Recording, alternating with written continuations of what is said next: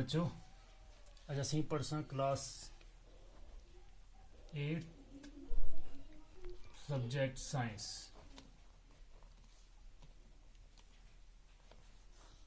इसका टॉपिक है बच्चों मेटल्स एंड नॉन मेटल्स। तो प्यारे बच्चों असा पहले पढ़े दा एक चीज मैटर जिसको असी डिफाइन करते हैं anything which occupies space and has some मास।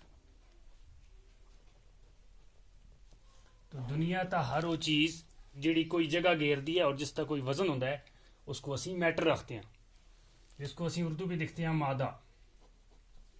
पिछलियां क्लासां में असें इसके बारे में पढ़िया था। ये सॉलिड हो सकता है, लिक्विड भी हो सकता है और गैस भी हो सकता है। इस वेले असी पढ़सा मैटर त्रियां शक्लों में दुनिया ता पाए गए बच्चों। वो है एलिमेंट, कंपाउंड और मिक्सचर की शक्ल में। मैटर एलिमेंट भी हो सकता है, कंपाउंड भी हो सकता है और मिक्सचर भी हो सकता है।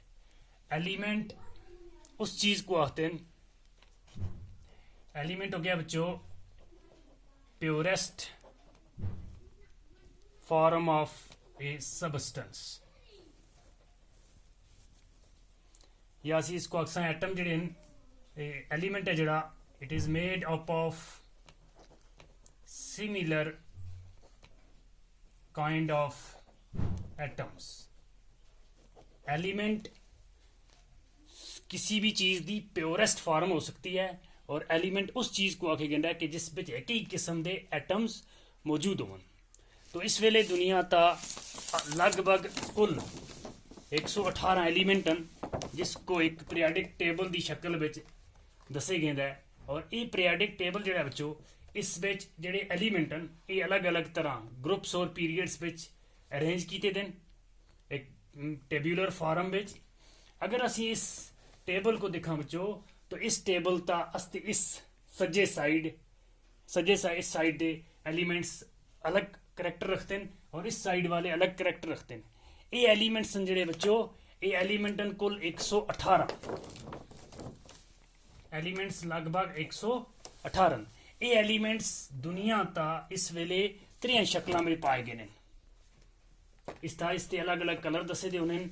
ये आने वाली क्लासां में तुसीं पढ़सो कि किहड़े मैटल को क्या आखते हैं और किहड़े एलिमेंट को क्या आखते हैं और इसकी प्रॉपर्टियां वगैरह किन।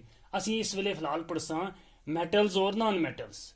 इस पीरियडिक टेबल को असी दिखा अगर तो अस्ते ये जड़ा साइड है इस साइड वाला जड़ा ज्यादातर एलिमेंट जेडे इस साइड एलिमेंट इन्हां को आखते हैं मैटल्स और इस अथा तला थोड़े जे एलिमेंट्स हैं जेडे उन्हों को आखते हैं नॉन मेटल्स। और इन विचकार एक और त्री कैटेगरी है उसको आखते हैं मेटालाइट्स। तो इस तरह एलिमेंट्स जेडे हैं 118 एलिमेंट ये टोटल त्रियां कैटेगरियां विच डिवाइड हैं बच्चों। तो एक हो गया मेटल्स, दो आ गए नॉन मेटल्स, त्रीए आ गए मेटालाइट्स। एलिमेंट्स और एलिमेंट्स त्रियां कैटेगरियां विच इन मेटल्स, नॉन मेटल्स और मेटालाइट्स।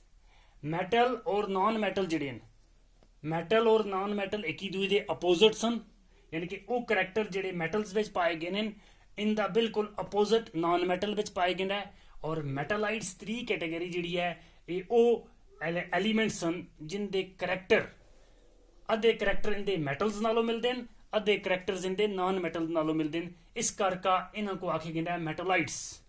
मेटालाइट्स के करैक्टर अगर असी इसके 10 करैक्टर पढ़सा उन्होंने 10 करैक्टर में 5 होसन मेटल दे और 5 होसन नॉन मेटल दे।